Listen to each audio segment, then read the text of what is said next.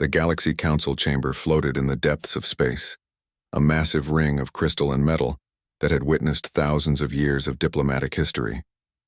Today, 47 alien species gathered for what they believed would be a simple administrative matter. The chamber buzzed with the translated voices of delegates, each species confident in their ancient wisdom and superior experience. Ambassador Sarah Chen stood alone in the center of the circular floor.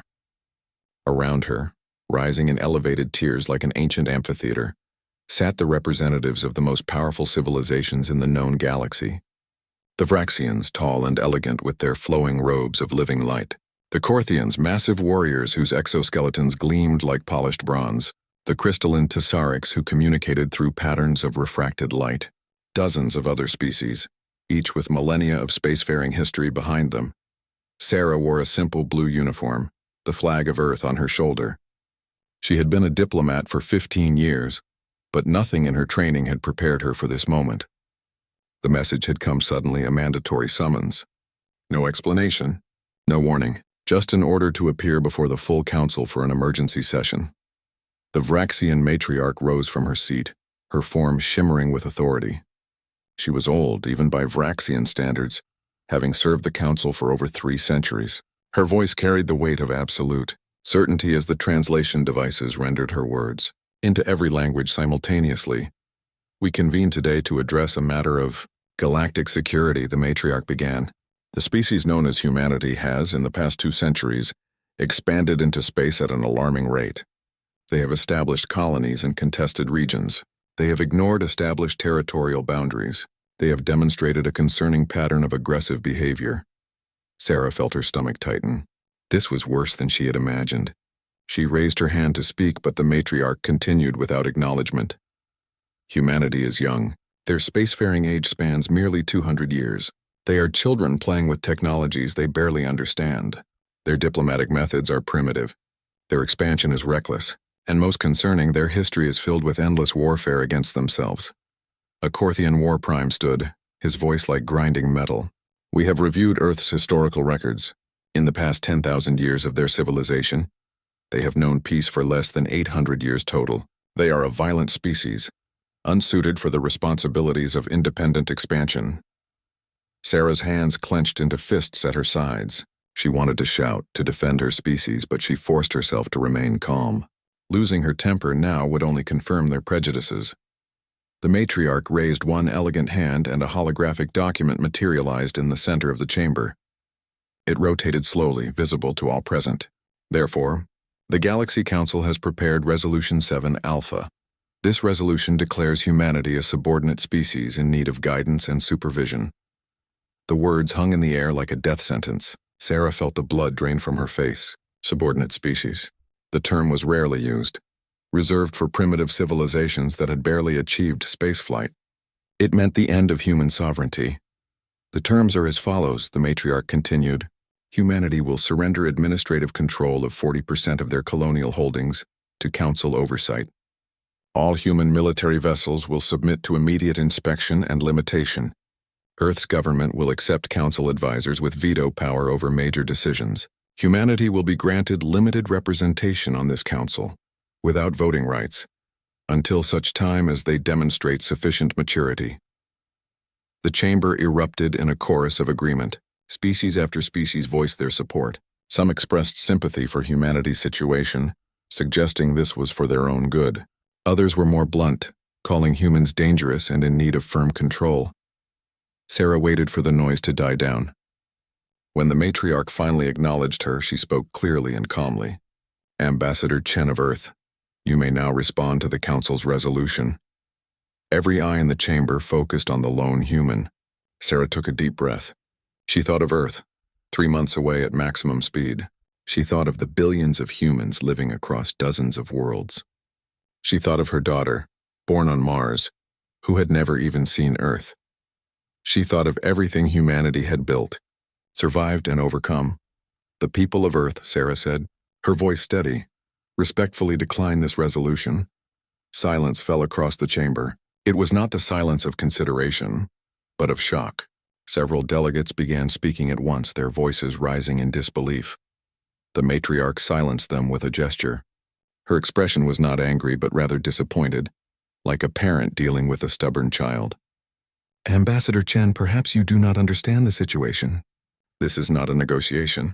This is a declaration of galactic law. You do not have the option to decline. With respect, matriarch, we do, Sarah replied.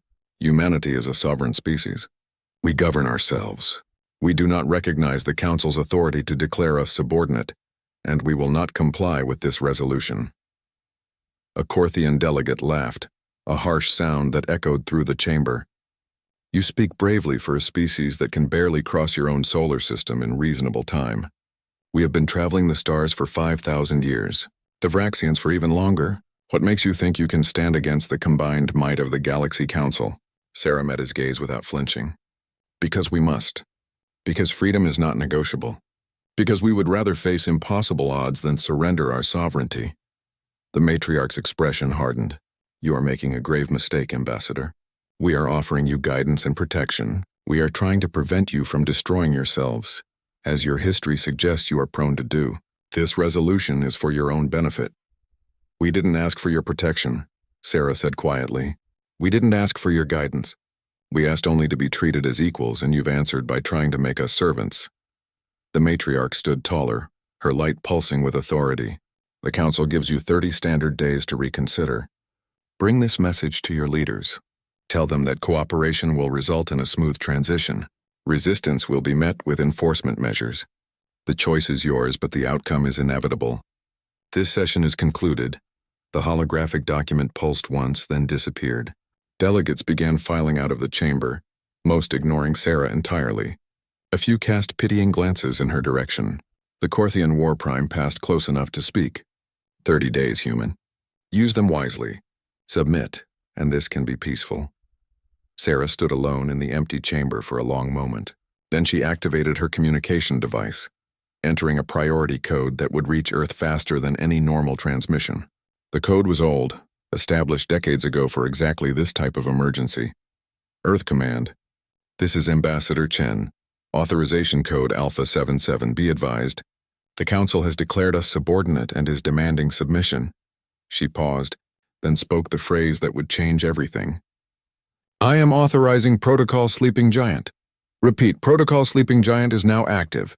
We have 30 days. The response came back within seconds despite the vast distance. A simple confirmation, but Sarah knew what it meant. Across human space, hidden facilities were already coming online. Military production that had been carefully concealed would now operate at full capacity. Defense plans that had been prepared but never revealed would be distributed to every human fleet. The Galaxy Council thought they had seen humanity. They thought they understood what humans were capable of. They had studied Earth's civilian shipping, commercial colonies, and public military forces. They had calculated the odds and found humanity wanting. But they had made one critical mistake. They had mistaken humanity's restraint for weakness. They had mistaken peace for inability to wage war. They had looked at 200 years of human spaceflight and assumed they understood 10,000 years of human history. Sarah left the chamber and began the long journey back to human space. Behind her, the Council delegates celebrated their victory. Ahead of her, humanity prepared for war. The galaxy was about to learn a lesson that humans had taught each other countless times throughout history. Never threaten a species that has survived by learning how to fight. The Korthian War Council met in their fortress station, a military installation that had defended their home system for 3,000 years. War Prime Dracoth stood before a tactical display showing human space, his confidence absolute. Around him, his senior commanders reviewed deployment orders with the casual efficiency of a military that had not faced a real challenge in centuries. The enforcement fleets are ready, reported his second-in-command. 200 vessels per target world. We begin with their outer colonies, demonstrate overwhelming force, and they will surrender within days. Dracoth nodded approvingly. The humans are emotional creatures.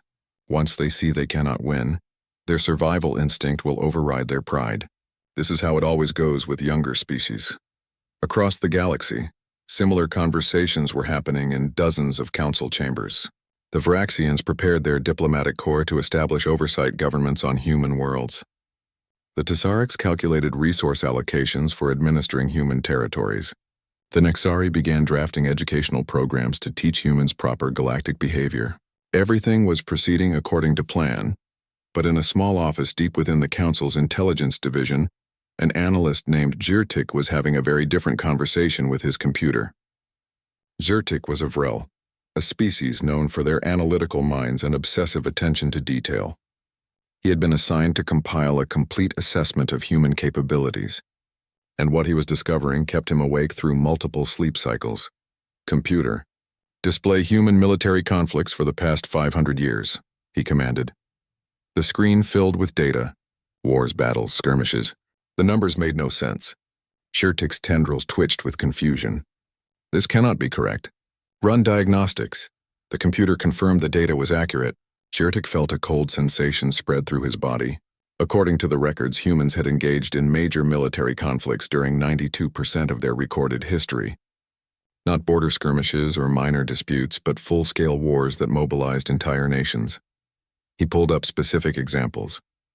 The First World War had killed 17 million beings in just 4 years.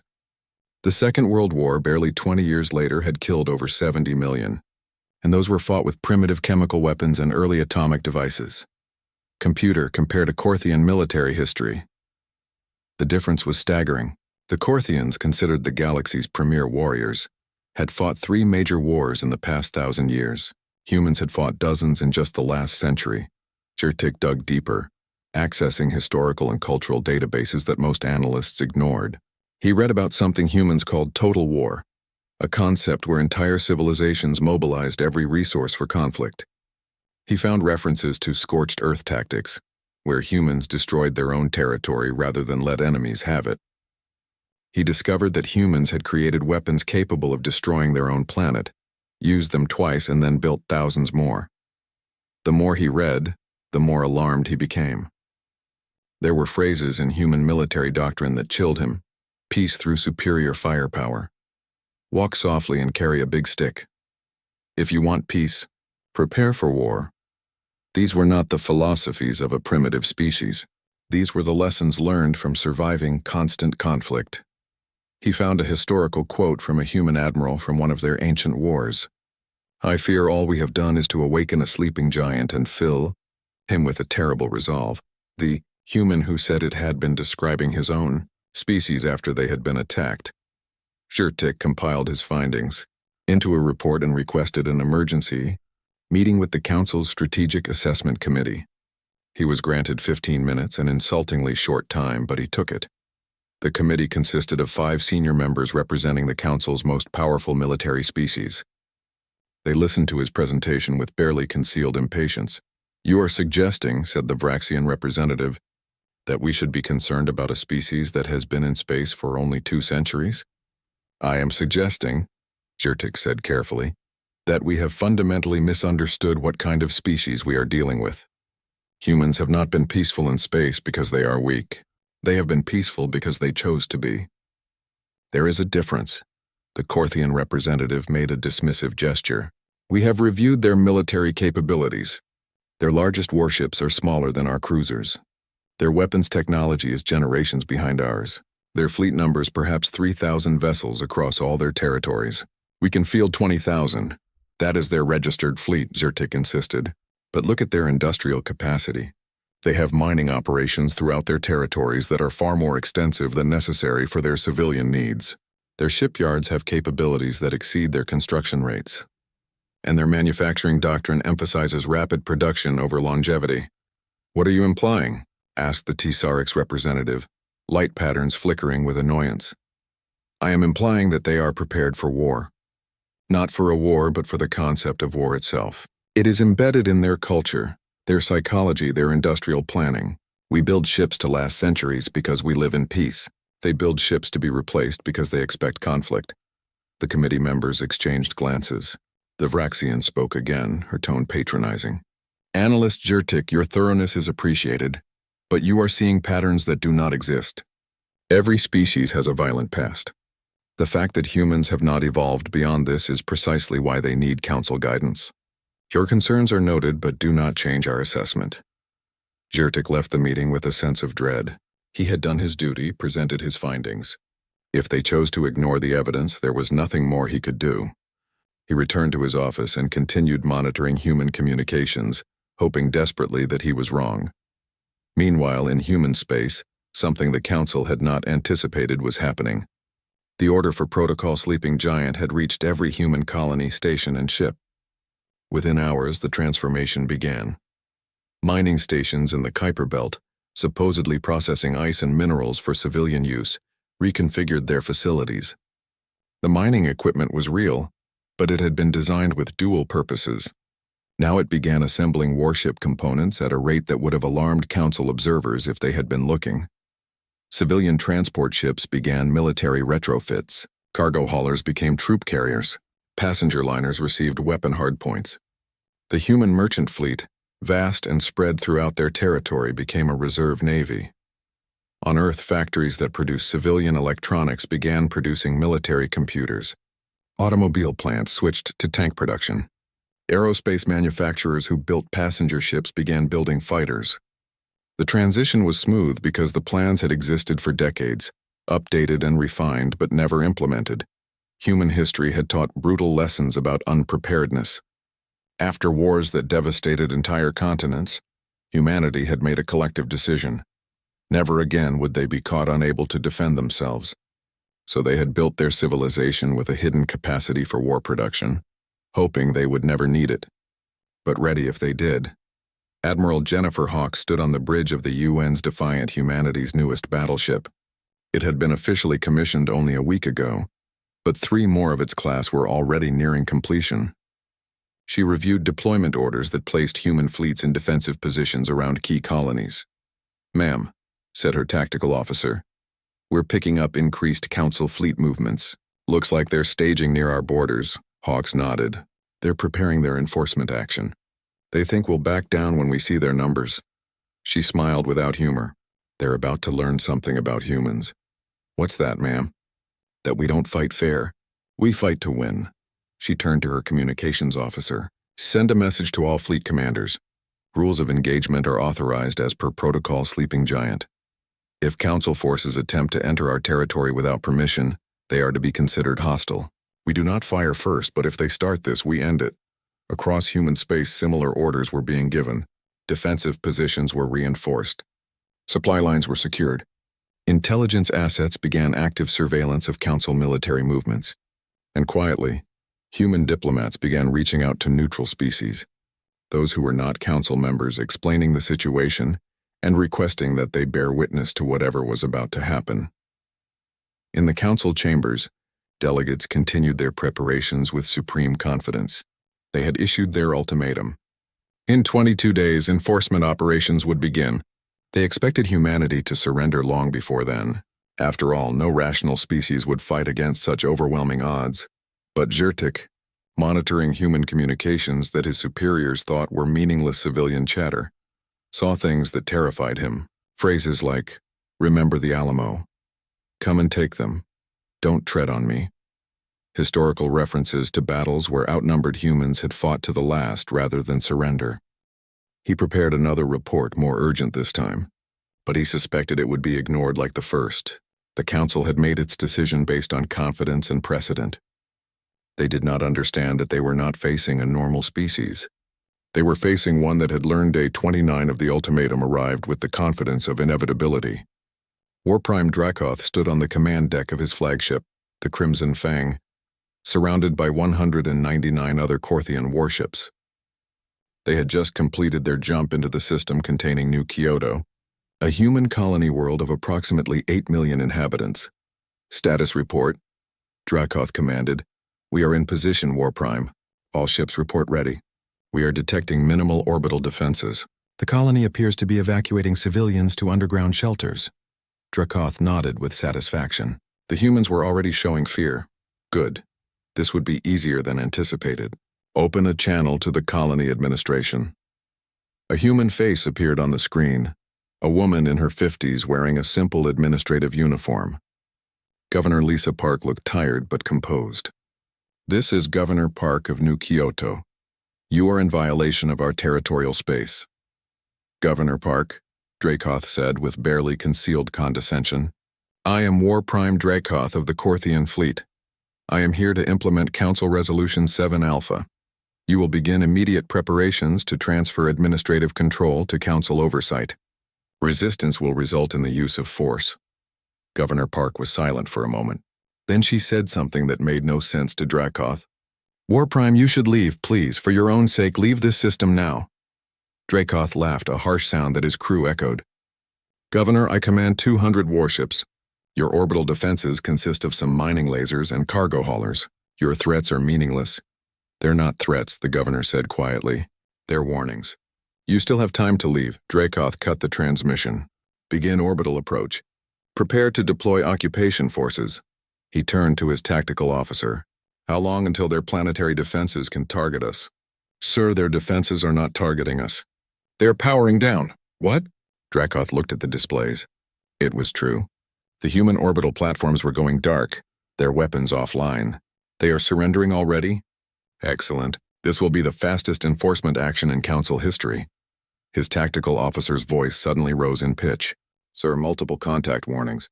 Ships emerging from the far side of the planet. The display lit up with new contacts. 10 ships, 20, 50, 100. The numbers kept climbing. Dracoth felt his confidence waver as the count reached 200, then surpassed it. 300. 350. 400 human warships, sir. The tactical officer reported, his voice shaking. They were hiding in the planet's shadow, using its mass to block our sensors. Dracoth stared at the display. 400 ships. Where had they come from? Intelligence had reported that New Kyoto's defense fleet consisted of perhaps 20 vessels. This was impossible. A new transmission came through. This time it was not the governor, but a human in military uniform. Admiral Sarah Hughes, commander of the 3rd Human Defense Fleet, looked directly at Dracoth with eyes that held no fear. Only cold calculation. War Prime Dracoth, you have entered human sovereign space without authorization and have threatened one of our colonies. You have one opportunity to withdraw your forces peacefully. Refuse and we will defend our territory. Dracoth felt anger override his shock. You dare threaten the Council? You are outnumbered and outclassed. Our weapons technology exceeds yours by generations. Surrender now or be destroyed. Admiral Hughes smiled, but there was no warmth in it. War Prime, you have 200 ships. We have 400. Your ships are designed for prestige and ceremony, because you have not fought a real war in 1,000 years. Our ships are designed to kill and die because we remember what war actually means. Last chance, leave. Dracoth made his decision. All ships battle formation. Target their command ship. Fire when ready. The battle began. The Korthian fleet moved into their traditional formation, a pattern refined over centuries of military theory. It was beautiful, precise, and completely unprepared for what happened next. The human ships did not form neat lines. They scattered like a swarm, moving in patterns that seemed random but were actually carefully coordinated chaos. Korthian weapons targeted where the human ships had been, not where they were. Human ships accelerated and decelerated in ways that should have turned their crews to paste. But somehow they survived. Then the humans opened fire. Missiles launched from human ships were not like Council weapons. Council warfare had evolved into a civilized affair, precise targeting of specific systems to disable rather than destroy. Human missiles carried massive explosive warheads designed for one purpose: complete destruction. They came in waves, hundreds at a time, and Korthian point defenses, designed to stop a few precision weapons, were overwhelmed. The first Korthian ship to die was the Sunrise Blade, a cruiser that had served for 200 years. It simply ceased to exist in a ball of nuclear fire. Then another died, and another. Evasive maneuvers. Dracoth shouted, "Return fire." But human ships were not where the targeting systems predicted they would be. They used something the Korthians did not understand: random movement. They zigged and zagged, dove and climbed, making themselves impossible to target effectively. When they did get hit, their armor, though primitive, was thick enough to shrug off hits that would disable more sophisticated Council ships. The humans employed tactics that were considered illegal by Council warfare conventions. They used electronic warfare to jam communications. They launched drones that mimicked ship signatures, drawing fire away from real targets. They transmitted false data that confused Korthian sensors. They even used decoys, empty hulls that exploded when targeted, wasting Korthian weapons. But the most disturbing thing was their aggression. Human ships did not try to disable and capture enemy vessels. They tried to destroy them, completely, utterly. They aimed for reactor cores, weapons magazines, crew compartments. Every shot was designed to kill. Dracoth watched in growing horror as his fleet was torn apart. The Korthians tried to regroup, to form defensive positions, but the humans would not let them. Every time his forces began to organize, human ships would dive through their formation, scattering them again, targeting command ships to break coordination. "Sir, we have lost 70 ships. We need to retreat." "No!" Dracoth roared. "We are Korthians. We do not flee from primitives. All ships focus fire on their command vessel." 20 Korthian ships turned their weapons on Admiral Hughes's ship, the UEN's Indomitable. For a moment it seemed like the concentrated firepower would overwhelm the human vessel. Explosions bloomed across its hull, armor vaporizing under the assault. Then something happened that would be discussed in military academies across the galaxy for centuries to come. 10 human ships deliberately positioned themselves between the Indomitable and the Korthian fire. They took hits meant for their flagship, sacrificing themselves without hesitation. "They are protecting their commander," Dracoth's tactical officer said in disbelief. "They are dying for her." One of the sacrificial ships, already heavily damaged, did not retreat. Instead, it accelerated directly toward a Korthian battleship. The tactical officer realized what was happening a second too late. "They are ramming!" Evasive action. The human ship struck the Korthian vessel at full speed. Both exploded, but the Korthian ship had been a capital ship, one of only 5 in the fleet. The human ship had been a destroyer, already dying. An unfair trade by any military calculus, but the humans had made it anyway. "War Prime, we have lost 40% of the fleet. We must retreat." Dracoth looked at the tactical display. It was a massacre. His beautiful, precise military formation had been shredded by human aggression and tactics that seemed to come from madness itself. The humans fought like they did not care about dying, only about destroying the enemy. "All ships," he said, his voice hollow. "Retreat. Full speed." The Korthian fleet broke and ran. The humans pursued for a time, destroying stragglers, then let them go. When the battle ended, the Korthian enforcement fleet had lost 120 ships. The humans had lost 48. Aboard the Indomitable, Admiral Hughes surveyed the damage reports. 48 ships, nearly 6,000 dead. She felt each loss like a physical weight. But the colony was safe. New Kyoto would remain free. "Ma'am, the Korthians are fleeing the system. Do we pursue?" "No, let them go. Let them carry the message back to the Council." She turned to her communications officer. "Send casualty reports to Fleet Command. And send a message to all human colonies.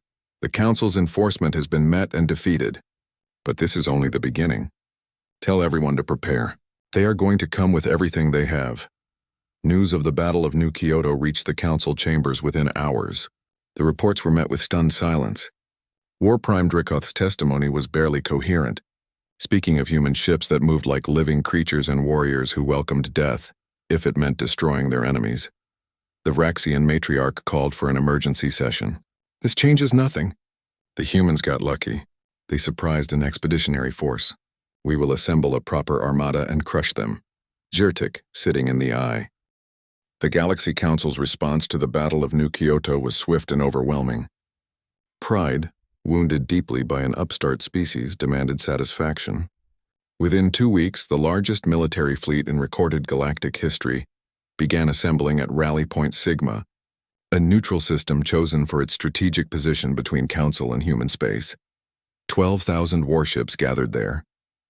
Every Council species contributed their finest vessels. The Vraxians brought elegant cruisers that could strike from impossible distances.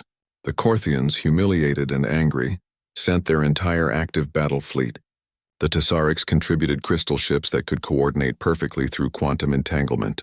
The Nexari sent carriers that could deploy thousands of autonomous fighters. 47 species, united in purpose, assembled an armada that could crack planets. The Council named it the Unification Armada. Its purpose was not just to defeat humanity, but to serve as a permanent lesson to the galaxy. Any species that defied the Council would face overwhelming, irresistible force. Grand Admiral Veshitar, A Vraxian with 5 centuries of military experience took overall command. She stood on the bridge of her flagship and looked at the tactical display with satisfaction. 12,000 ships, against humanity's estimated 3,000 to 4,000 total military vessels. The outcome was mathematically certain. All fleet elements report ready, Grand Admiral, her second-in-command reported. We await your orders to advance into human space. Veshtar prepared to give the order that would end the human rebellion. Then her communications officer spoke, confusion in his voice. Ma'am, we are receiving reports from our border stations. Human fleets are conducting raids on Council territory. Veshtar stared at him. What? That is impossible. They know we have assembled this armada. They should be defending their core systems, not attacking. But the reports kept coming. A human strike force had hit a Nexari logistics depot, destroying 6 months of accumulated supplies. Another human fleet had struck at a Corthian communications relay, crippling coordination for an entire sector. A third had attacked a fuel refinery in Tessaric space, setting back their fleet operations for weeks. The humans were not defending. They were attacking. Ma'am, we are also receiving reports of network intrusions. Human cyber attacks are targeting our communication networks, supply databases, and coordination systems. Veshtar felt the first stirrings of unease. This was not how warfare was supposed to work. When facing a superior force, you defended your most valuable positions and tried to make the cost of attack too high. You did not spread your forces' thin attacking infrastructure, unless you understood something about warfare that the Council had forgotten. Admiral Marcus Chen commanded the 5th Human Strike Fleet, 12 ships conducting what Earth Command called Operation Rolling Thunder. His target was a Vraxian supply convoy carrying weapons and ammunition to the Unification Armada.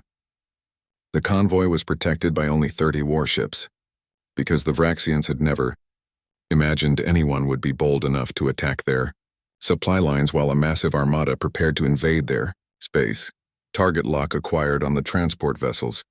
His weapons officer reported, "Fire." Chen ordered simply. Human missiles streaked across space. The Vraxian escorts tried to intercept, but they were positioned to defend against a frontal assault, not a strike from multiple vectors. The transports, massive and slow, were sitting targets. Within minutes, 3 of them exploded, scattering weapons and supplies across space. Vraxian escorts are moving to engage, the tactical officer warned. Let them come.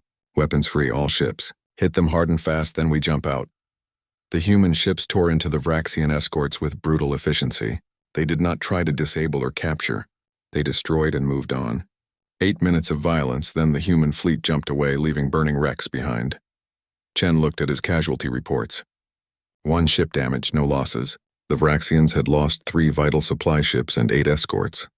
More importantly, the Unification Armada would have less ammunition when it finally arrived at human space. Set course for Rally Point Beta, Chen ordered. We have 5 more convoys to hit before we head home. This scene played out across a dozen systems. Human strike fleets, small and mobile, hit supply lines, communication nodes, isolated stations, and logistics hubs. They struck without warning, destroyed their targets, and disappeared before reinforcements could arrive. The Council called it cowardice, refusing to face the Unification Armada directly. Humans called it strategy, but the physical attacks were only part of humanity's response. Deep in a bunker on Earth, a different kind of war was being fought. Colonel Sarah Kim commanded what was officially called the Information Warfare Division, though everyone just called it the Cyber Corps. Her team of 300 hackers, programmers, and intelligence specialists had spent the past month mapping Council networks, finding weaknesses, and preparing attacks. Target Package Delta is ready, her chief programmer reported. We have backdoor access to the Corthian Fleet Coordination Network. What can we do with it? Kim asked. Ma'am, we can inject false data into their tactical displays, make their sensors see ships that are not there, or not see ships that are. We can delay their communications by microseconds, enough to disrupt their coordination. We can corrupt their database backup so that when they restore systems, they restore corrupted versions. Kim smiled. Do it, all of it, and make sure you leave traces that point to the Nexari network as the source, ma'am. The Nexari are Council members. Why would they attack the Corthians? They would not. But when the Corthians see evidence that the attack came from Nexari networks, they will start to suspect their allies. Even if they figure out it was us, they will have already started doubting each other. Doubt is a weapon too. The cyber attacks began. Council species found their secure communications were not secure. Fleet coordination became unreliable. Supply orders were lost or duplicated. Targeting data became corrupted. And worst of all, they started suspecting each other. The unity of the Council began to fracture under the pressure of uncertainty and paranoia. Meanwhile, human propaganda teams flooded Council information networks with carefully crafted messages. They released footage of the Battle of New Kyoto, showing Korthian ships being destroyed, making sure to highlight the casualties. They sent messages to civilian populations asking why their governments were starting a war of conquest. They reached out to Council species that had contributed to the unification armada reluctantly, encouraging them to reconsider. The Council tried to counter the information warfare, but they were unprepared for it. Their societies had lived in peace for so long that they had no defense against organized psychological operations. Humans had been manipulating information for warfare for centuries. They knew exactly which doubts to plant and which fears to amplify. In the Council chambers, tempers flared as species began accusing each other of incompetence or sabotage. The Korthians demanded to know why Vraxian supply lines were so vulnerable. The Vraxians questioned why Korthian security networks had been compromised. The Nexari found themselves defending against accusations from a dozen species at once. The Vraxian matriarch called for order, but her authority was diminishing. The unified front against humanity was cracking. Grand Admiral Veshitar tried to keep the unification armada focused, but problems mounted. Fuel shortages delayed their advance.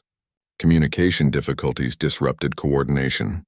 False intelligence reports sent fleets chasing phantom human forces, and every delay gave humanity more time to prepare. When the unification armada finally began its advance toward human core systems, it was 3 weeks behind schedule, operating at 70% of its planned supply capacity. And with morale already damaged by constant harassment, the humans were waiting for them.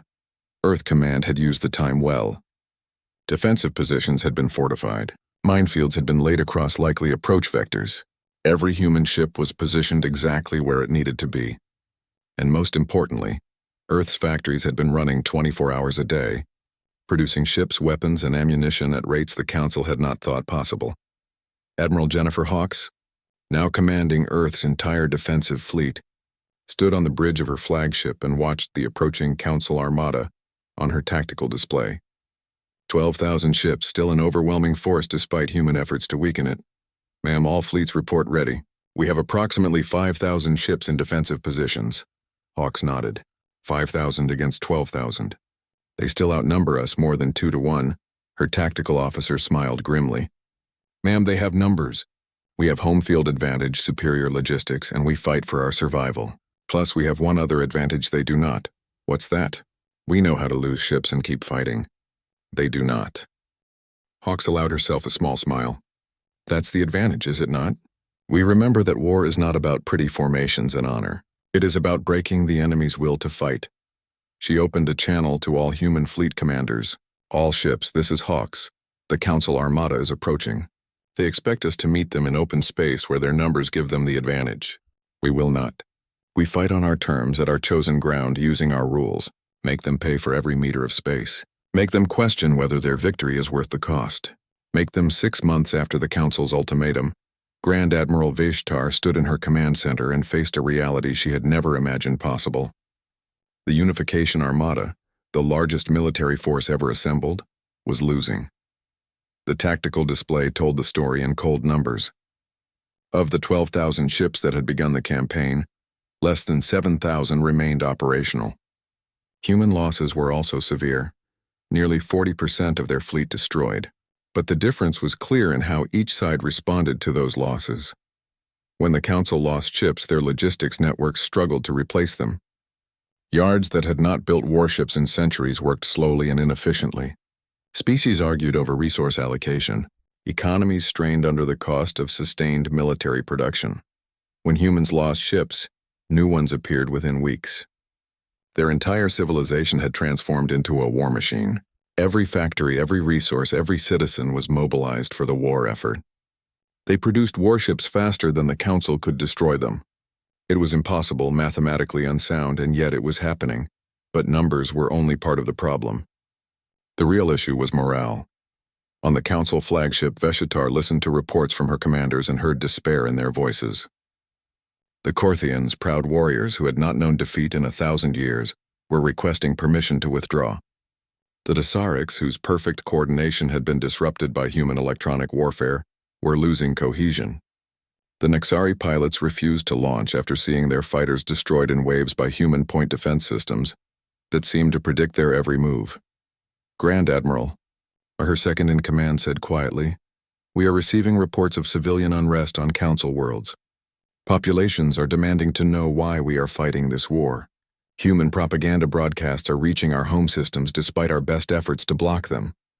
Veshtar closed her eyes. The humans had found the Council's greatest weakness. They were not united by necessity but by choice. And choice could be withdrawn. The breaking point came at the Battle of Proxima Station. It was meant to be the Council's decisive victory, a massive assault on humanity's second-largest shipyard. Veshitar personally led 4,000 ships in what should have been an overwhelming attack. The humans met them with 2,000 ships and a level of ferocity that shocked even veteran commanders. Human vessels fought in ways that violated every principle of civilized warfare. They rammed damaged ships into Council formations. They set ambushes using mined asteroids. They used civilian transports as decoys, drawing fire away from military vessels. They broadcast false surrender signals, then attacked when Council ships moved in to accept the surrender. The tactics were considered war crimes by Council standards. They were also devastatingly effective. After 16 hours of continuous battle, Veshitar ordered a withdrawal. The Council had lost 900 ships. The humans had lost 600, but Proxima Station still stood, still produced warships, and was already being repaired.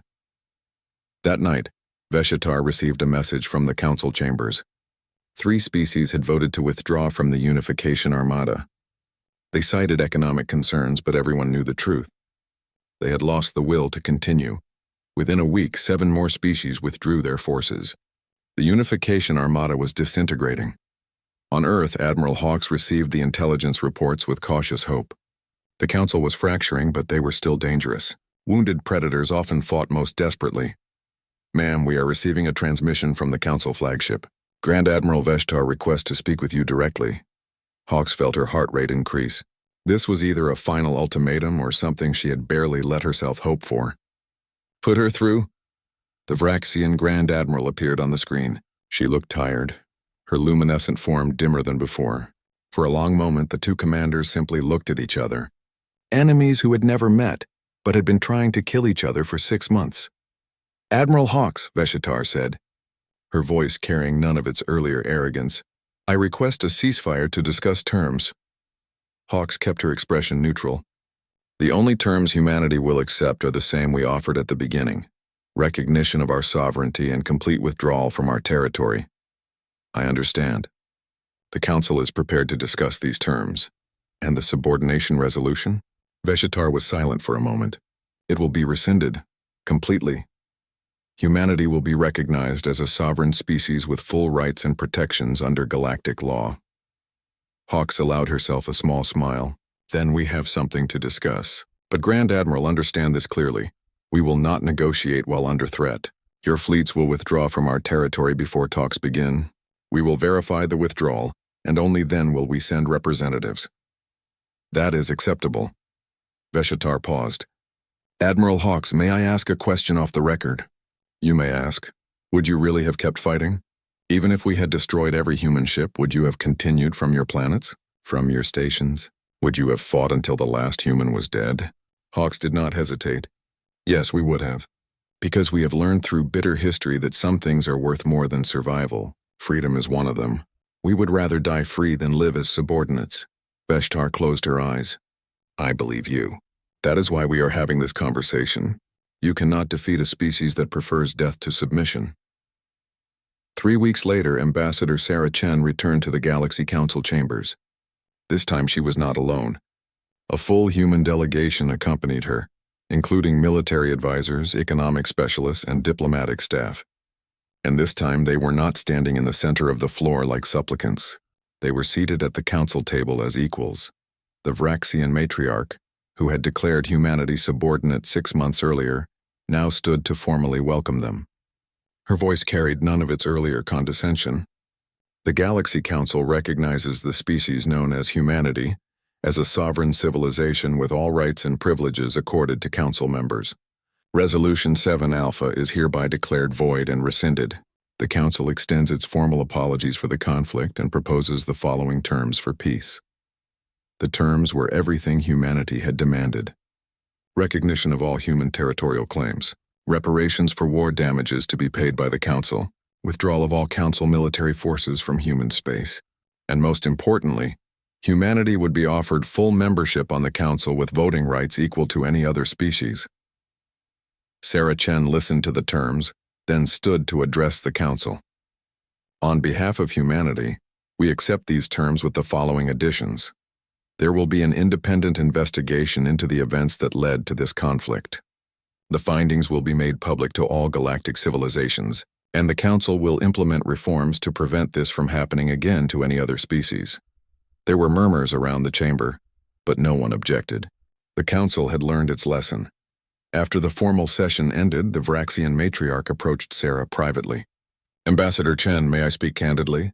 Of course, we made a grave error. We saw your species as young and assumed you were weak.